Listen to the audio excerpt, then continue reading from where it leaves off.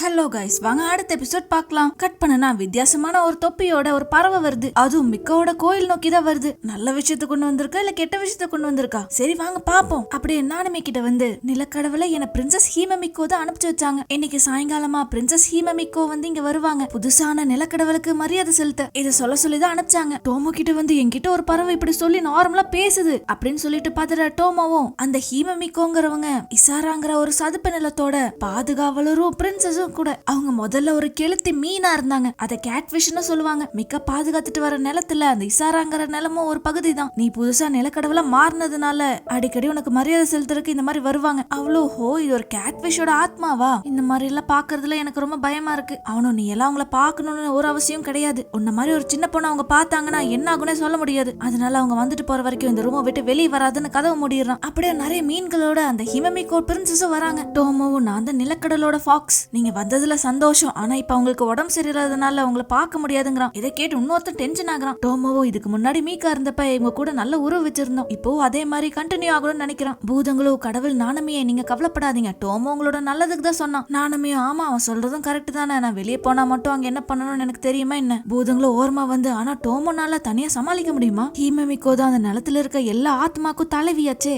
அதனால டோமோக்கு கொஞ்சம் கஷ்டமா தான் இருக்கும். இதை நாணமியும் கேட்டுறா. அந்த பிரின்சஸோட ஆளோ எங்களோட தலைவி உங்க கடவுளை பாக்குறதுக்கு தான் இவ்வளவு தூரம் வந்திருக்காங்க. கடவுளை அவங்களோட முகத்தை கூட காமிக்காதது எவ்வளவு ஒரு அவமதிப்பு தெரியுமா? டோமோ சிரிச்சுட்டே கவலைப்படாதீங்க. அவங்களுக்கு உடம்பு சரியானோன்னு நாங்களே உங்களை வந்து பாக்குறோம். அப்ப அந்தாலும் நிலக்கடவுள் வந்து ஒரு மனுஷன் நான் கேள்விப்பட்டேன். மனுஷியா இருக்கறதுனால பயந்து போய் தான் உள்ள ஒளிஞ்சிட்டு இருக்காங்களா? அவனும் சிரிச்சுட்டே சேச்சே அப்படியெல்லாம் இல்லங்க.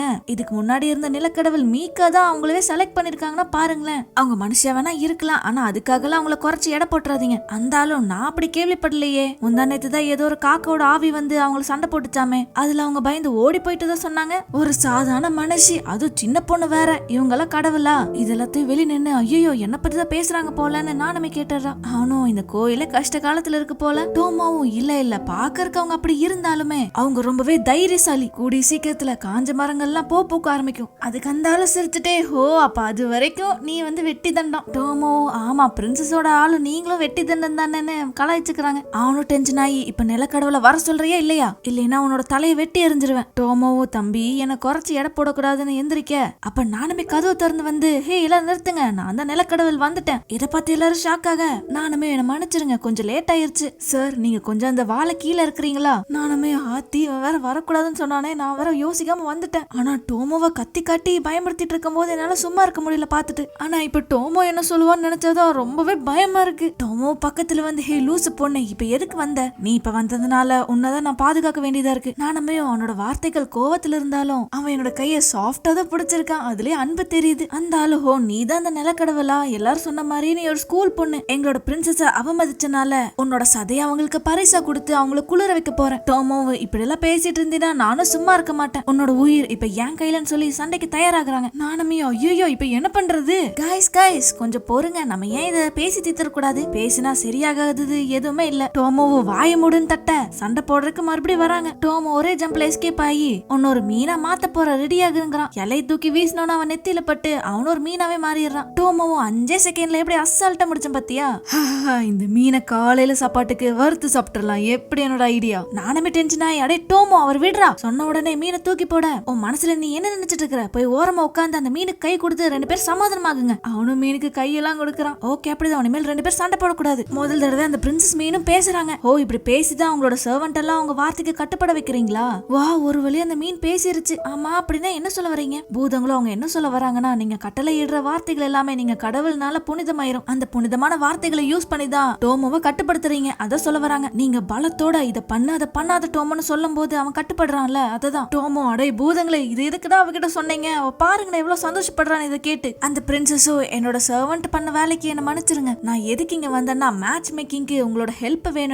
எனக்கு ஒருத்தவங்களை பிடிச்சிருந்துச்சு. 10 வருஷத்துக்கு முன்னாடி ஒரே ஒரு டைம் தான் அவங்கள பார்த்தேன். அது ஒரு மனுஷ குழந்தை. அவங்களோட பேரு உராஷிமா சரயாஷிக்கிங்கிற ஒரு டவுன்ல இருந்து தான் வரான். அப்ப அவருக்கு 8 வயசு தான் இருக்கும். அழுதுட்டு ரொம்பவே கியூட்டா இருந்தான். இப்ப அவன் வளர்ந்து ஒரு அழகான பையனை மாறி இருப்பான். ஒரு ஆத்மாவா இருக்கிறதுனால என்னால நினைச்ச நேரத்துக்கு அவங்கள பார்க்க முடியல. அதனால நீங்க தான் எப்படியாவது ஹெல்ப் பண்ணுங்கிறா. டோமோவோ அது சாத்தியமே கிடையாது. மனுஷனுக்கும் ஆத்மாக்கும் நடுவுல காதெல்லாம் பண்ணக்கூடாது. அது உங்களுக்கே தெரியல பிரின்சஸ். ஆனா பிரின்சஸ் சங்கடத்தோடவே எனக்கு அது தெரியும் அழுகுற மாதிரி சொன்னோன்னு நானுமே உங்களோட ஃபீலிங்ஸ் எனக்கு புரியுது புரியுது, என்னால முடிஞ்ச வரை நான் ஹெல்ப் பண்றேங்கிறா. டோமோ டென்ஷனாக பிரின்சஸ் உங்களுக்கு நான் ரொம்பவே கடமைப்படுறேங்கிறா. நானுமே இது சாத்தியமே இல்லாத காதல்னு அவளுக்கு தெரியும். அதனாலதான் கடவுள் கிட்ட வேண்டுதலை கொண்டு வந்திருக்காங்க. காதல்ல மனுஷனா இருந்தா என்ன, ஆத்மாவா இருந்தா என்ன, எல்லாம் ஒண்ணுதான். அப்படியே அடுத்த நாள் வர நானுமே வந்து டோமோ எங்கன்னு கேட்க, பூதங்களும் அந்த பிரின்சஸ் போனதுல இருந்து டோமோ பாதாளத்துக்குள்ள போய் கதவு மூடிக்கிட்டான். டோமோ டோமோன்னு கூப்பிட்டு பார்த்து ஒரு இது இல்லாதனால நாங்க போய் சமைக்கிறோம்னு அந்த பூதங்களும் போகுது. நானுமே டோமோ நேத்து நான் அப்படி சொன்னதுனால நீ கோவமா இருக்கியா? நீ சொன்னதை மீறி அவங்களுக்கு பார்க்க வந்தது மட்டும் இல்லாம அவங்களுக்கு சத்திய வேற படி கொடுத்துருக்க. ஆனா நீ எனக்கு சப்போர்ட் பண்ண இல்ல நேத்து, அதனால நான் கஷ்டப்பட்டு உழைக்க போறேன். அதனால உனக்கு வருத்தான ஆளா நான் மாறிடுவல்ல அப்படின்னு ஃபீலிங்ஸோட பேசிட்டு இருந்தா பின்னாடி இருந்து டோமோ தனியா யாருக்கிட்ட பேசிட்டு இருக்கேன்னு வரான். அட பாவி பையலே, இவ்வளவு நேரம் நீ எங்க இருந்த? நான் சொன்னதுல நீ கேட்டியே இல்லையா? அவன் கேட்கவே இல்ல போல. நீ ஹீமமிக்கோவை பத்தி தானே பேச வந்த, அப்ப நான் கேட்க விரும்பலங்கிறான். அப்படியே நீ அதெல்லாம் பண்ணணும்னு அவசியம் இல்ல. நான் கொஞ்ச நாள் கழிச்சு போய் அவன் கிட்ட எங்களை மன்னிச்சிருங்க, இதை பண்ணவே முடியாதுன்னு சொல்றேன். மனுஷனுக்கும் ஆத்மாக்கும் நடுவுல காதல் வளரவே முடியாது. உன்னாலதான் என்ன பண்ண முடியும் சொல்லு? அவ டென்ஷனா இதே நான் ட்ரையே பண்ணல, பண்றதுக்கு முன்னாடி இப்படி சொல்ற, ஆனா நீ ட்ரையே கூட பண்ண முடியாதுங்கிறான். என்னடா சொல்ற? மனுஷங்களுக்கும் ஆத்மாக்கும் நடுவுல காதல் வளரும். நீ ஹெல்ப் பண்ணலினா என்ன, நானே போறேன். அவனும் எங்கன்னு கேட்ட, அதான் அந்த பையன் இருந்த ஊருக்கு அங்கதான். டோமாவும் மீக்காவும் இதே மாதிரிதான் ஊருக்கு போயிட்டு வரேன் டோமோ, அது வரைக்கும் பாத்துக்கன்னு சொல்லிட்டு போயிருப்பான். ஆனா திரும்பி வந்திருக்கவே மாட்டான். அதை நினைச்சு பயந்துட்டே டோமாவும் நானும் கூட வரேங்கிறான். நானுமே சரி ஓகே, அதுக்குன்னு இந்த பாவடையெல்லாம் சுத்திட்டு வராத, வேற நல்ல ட்ரெஸ்ஸ போட்டு வாங்குறான். டோமாவும் மீக்கா மாதிரி நானுமே வராம போயிட்டா அதுக்குதான் நான் பயப்படுறேன்னு நினைக்கிறான். அப்படியே அடுத்த சீன்ல அந்த டவுனுக்கு வராங்க. நானுமே ஒரு வழியா அந்த வீட்டுல இருந்து வந்தது ரொம்ப ஜாலியா இருக்குல்ல. டோமோ நீயும் வெளியே வந்து ரொம்ப வருஷம் இருக்குல்ல. அவனுக்கு காது வால் இருக்கிறது பார்த்து மனுஷங்களை ஆச்சரியப்படுறாங்க. இதை பார்த்து நானுமே அவனை கூட்டிட்டு ஓடிடுறான். ஐயோ ட்ரெஸ் எல்லாம் மாத்தி கூட்டிட்டு வந்தேன், ஆனா அந்த வாலையும் காதையும் மறந்துட்டேனே. மேப்பை பார்த்து எங்க போறதுன்னு பார்க்கும்போது நானுமையோட ஸ்கூல் பொண்ணுங்களா அங்க இருக்காங்க. ஆத்தி இன்னைக்கு வேற வீக் டேவே, இவங்க பார்த்தா என்ன நினைப்பாங்கன்னு கூட்டிட்டு ஓடுறான். அப்படியே ஒரு கடையில உட்காந்து ஐஸ்கிரீம் சாப்பிட்டு, இந்த கடைக்கு தான் நான் அடிக்கடி வந்து சாப்பிடுவேன், நல்லா இருக்கான்னு கேட்க, டோமோவும் நானுமே இங்க எதுக்கு வந்திருக்கோன்னு மறந்துட்டேன், அந்த பையனை முதல்ல கண்டுபிடிக்கணும். அவள அதெல்லாம் தெரியும் சொல்லிட்டு இருக்க.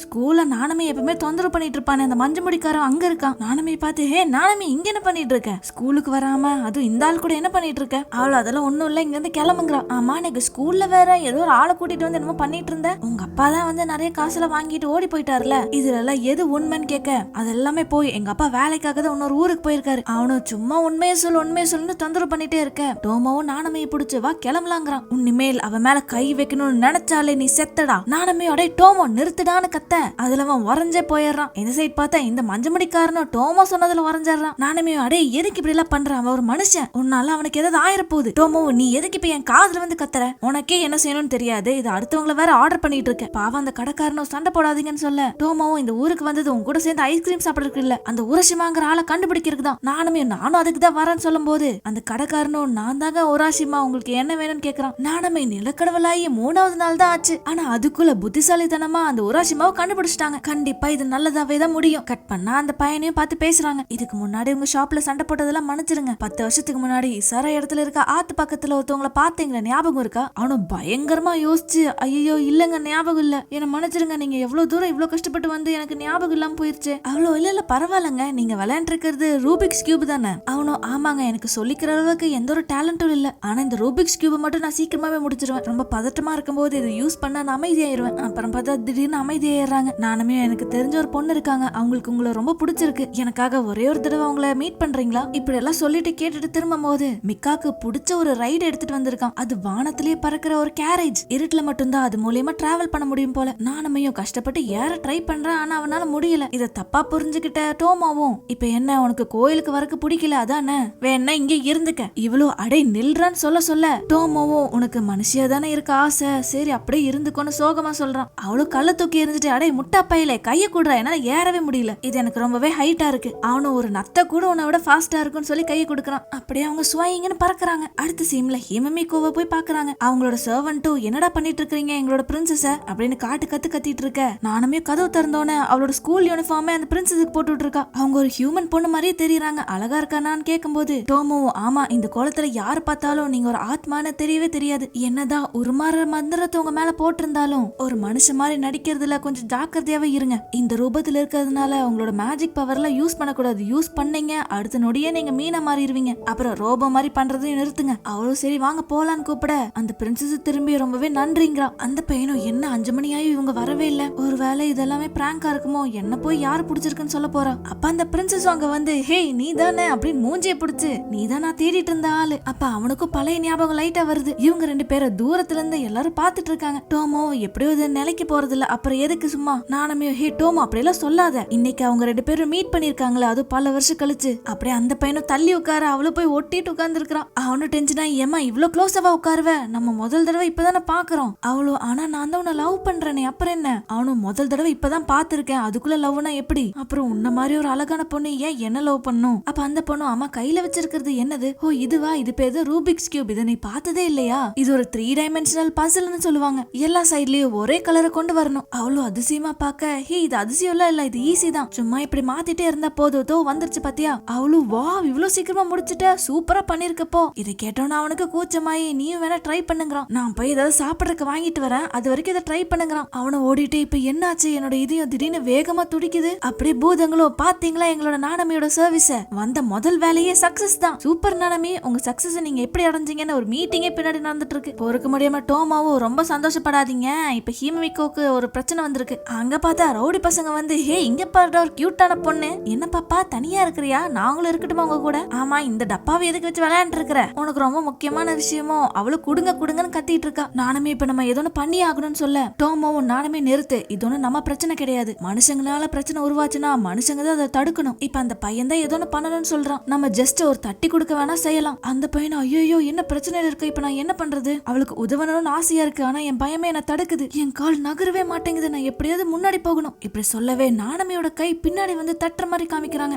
போய் அவளுக்கு உதவி செய்யுங்க. பார்த்தா அந்த பேப்பர்ல அவனோட பேரை எழுதி மரத்துக்கு ஒட்டி அந்த மரத்தை தட்டி இருக்கா. இது அவனுக்கு சேர்ந்திருக்கும் நினைக்கிறேன், அவனும் ஓடி இருக்கணும். இது எப்படி இருக்கு டோமோன்னு கேட்க ஏமா தட்டி கொடுக்கலான்னு சும்மா சொன்னா உடனே அவன் முதுகுல தட்டிட்ட, பட் இருந்தாலுமே அது ஒர்க் ஆயிருச்சு. அவங்க 2 பேருமே முன்னோக்கி நடக்கிறாங்க. நானுமே இவங்களோட இந்த உறவு இன்னும் அதிக காலம் நீளணும்னு ஆசைப்படுறேன். இப்படி சொல்லிட்டு இதோட இந்த எபிசோட் முடியுது. இதே மாதிரி தொடர்ந்து கேட்க என்னோட சேனலுக்கு சப்ஸ்கிரைப் பண்ணிட்டு ஒரு லைக் பண்ணிருங்க. Thank you so much.